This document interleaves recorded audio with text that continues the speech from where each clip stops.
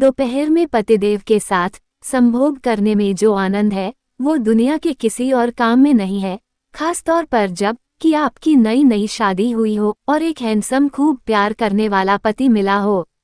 वो लड़कियां इस बात को ज्यादा समझ पाएंगी जिनकी नई नई शादी हुई हो। मेरी शादी नवंबर में हुई थी। अच्छा परिवार मिला था, प्यार करने वाला पति मिला था, दोस्त की तरह एक नंद और 2 जेठानियां मिली थी। और पतिदेव तो इतने रोमांटिक थे कि जब मौका मिले जहां मिले शुरू हो जाते थे। उनका कहना था ऐसा करने से प्यार और विश्वास में गहराई आती है। मैं सच बोलूं तो प्यार और विश्वास का तो ज्यादा नहीं पता, पर पति रोमांटिक मिल जाए तो जिंदगी में मजे हैं। जनवरी का महीना था, कड़ाके की ठंड पड़ रही थी और तकरीबन 1 बजे खाना खाकर सभी अपने अपने कमरे में आराम करने गए। मैं और मेरे पतिदेव भी आ गए। थोड़ी बात शुरू हुई थी, लेकिन सभी जानते हैं ठंडी में बात कहाँ से कहाँ पहुँच जाए कोई नहीं जानता।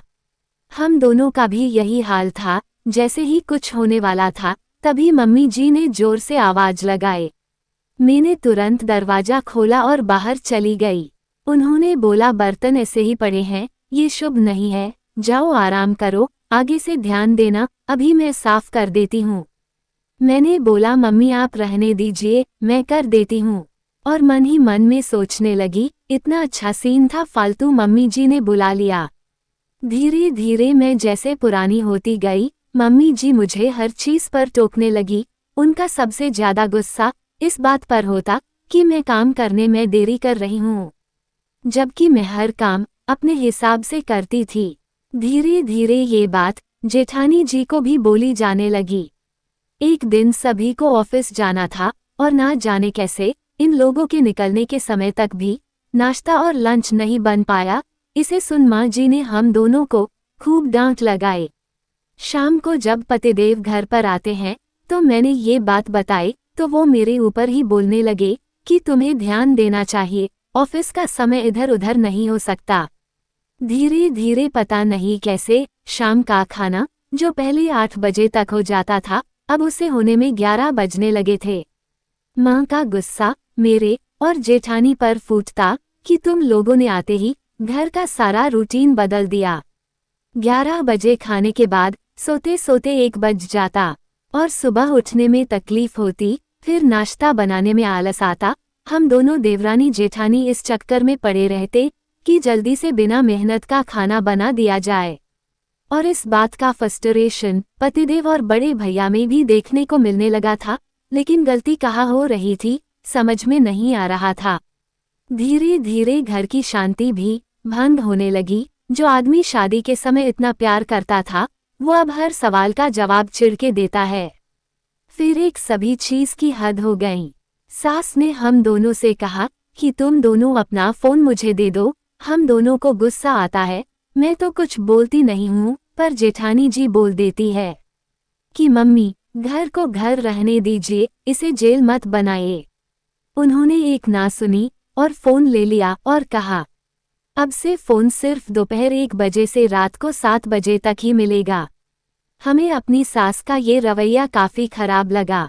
2 दिन बाद रक्षाबंधन था। मैंने माँ और पापा से सारी बात बताई जब मैं अपने भाई को राखी बांधने गई थी। मेरी माँ और भाई भड़क गए और बोले अभी बात करता हूँ, किसी की पर्सनल चीज को लेने का क्या हक बनता है। पापा ने भाई को समझाया और बोला तुम इतने बड़े नहीं हुए हो जो इसकी सास से ऐसे पेश आओ। फिर पापा मुझे कोने में ले जाते हैं और बोलते हैं बेटा तुम्हारी सास तुमसे उम्र में बड़ी है, एक बार उनकी बात मानो, आखिर इसमें कुछ सच्चाई होगी। मैं घर आती हूँ और अगले दिन सुबह जल्दी उठ के खाना बनाती हूँ, समय पर सबको खाना देती हूँ और घर के सारे काम भी निपटा देती हूँ।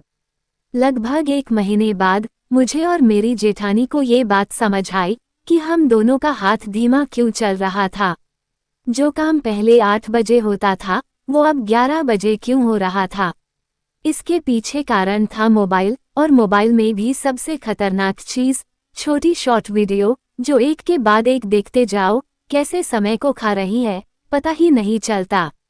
मैंने ये भी देखा कि जब से शॉर्ट वीडियो देखना बंद किया किसी चीज पे ज्यादा ध्यान टिकने लगा, कोई भी बात काफी जल्दी समझ आने लगी। और सबसे बड़ी बात, पहले घर का सारा काम करके 2 बजे खाली होते थे, अब 12 बजे हो जाते हैं। मुझे और जेठानी जी को इस बात को समझने में समय लगा, लेकिन आज 1 साल हो गया है। अब सुबह उठ के फोन ना देखना अपने आप में एक अच्छी आदत बन गई है। शायद मेरे पापा ये बात जानते थे, इसलिए बड़ी सहूलियत से बोल दिया कि जो सास बोल रही हैं, कुछ दिन करके देखो। हमारे घर में होने वाली किचकिच खत्म हो गई। अब सोचिए ये शॉर्ट्स कितनी खतरनाक चीज है। मेरा जो हाल था वही हाल आज की हर लड़की और लड़के का है। शॉर्ट और रील के चक्कर में जो काम 10 मिनट का है वो 2 घंटे में पूरा होता है। यदि आप भी अपने परिवार को ठीक से संभाल नहीं पा रही हैं, या आपको लगता है कि समय बहुत जल्दी खत्म हो जाता है और आप सारा दिन कुछ कर नहीं पाते, तो मात्र 1 महीने के लिए रील देखना बंद कर दीजिए। ये वो मीठा जहर है जो अंदर से दिमाग और हमारे समय को धीरे धीरे खाता जा रहा है। उम्मीद है मेरे इस अनुभव से बहुत सी गृहिणियों को बहुत कुछ सीखने को मिलेगा। कमेंट करके ये भी बताएं, क्या आपने ये नोटिस किया है कि रील देखने से बिना अंदाज का समय नष्ट होता है। ये वीडियो कैसी लगी कमेंट करके जरूर बताएं, और अगर वह वीडियो अच्छी लगी हो तो एक लाइक करके चैनल को सब्सक्राइब अवश्य करें और शेयर जरूर करें।